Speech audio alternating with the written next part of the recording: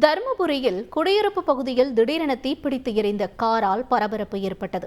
இதுகுறித்த கூடுதல் தகவலை செய்தியாளர் நந்தகுமார் வழங்கிட கேட்கலாம். நந்தகுமார், வணக்கம். விபத்திற்கான காரணம் ஏதேனும் தெரிய வந்திருக்கா? இந்த காரில் யாரேனும் பயணித்தார்களா? அவர்களுடைய நிலை என்ன? விவரங்கள்.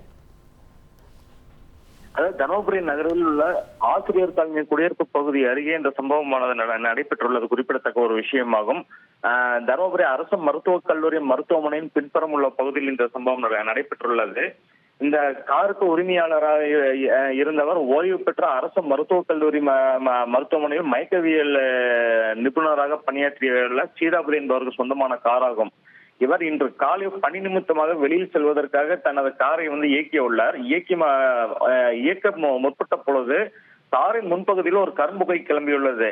அதனை அக்கம் பக்கத்தினர் பார்த்து உடனடியாக அவரை காரை நிறுத்தி அவர்கள் தகவல் தெரிவித்துள்ளனர். உடனடியாக அவர் காரை நிறுத்தி எதனால் இந்த புகை வருகிறது என பார்க்கும் முற்பட்ட பொழுது திடீரென மளமளவன தீப்பற்றி எறிந்தவுடன் அங்கிருந்து உடனடியாக வெளியேறியுள்ளார். உடனடியாக தீயணைப்பு துறையினருக்கு தகவல் அளித்ததன் பேரில் உடனடியாக காரை தண்ணீர் ஊற்றி அணைக்கும் முற்பட முன்பாகவே கார் முழுமையாக தீப்பற்றி எரிந்த சாம்பலானது குறிப்பிடத்தக்க ஒரு விஷயமாக இந்த சம்பவம் அப்பகுதியில் பெரும் பரபரப்பை ஏற்படுத்தியுள்ளது. மேலும் இது தொடர்பாக அவர் காவல் நிலையத்தில் ஏதும் புகார் ஏதும் அவர் அளிக்கவில்லை. ஆனால் இது மின்கசிவு காரணமாக இந்த சம்பவம் நடைபெற்றுள்ளதாகவும் வருத்தத்துடன் அதிர்ச்சியுடன் அவர் தெரிவித்துள்ளார். ரைட், உங்களுடைய தகவல்களுக்கு நன்றி நந்தகுமார்.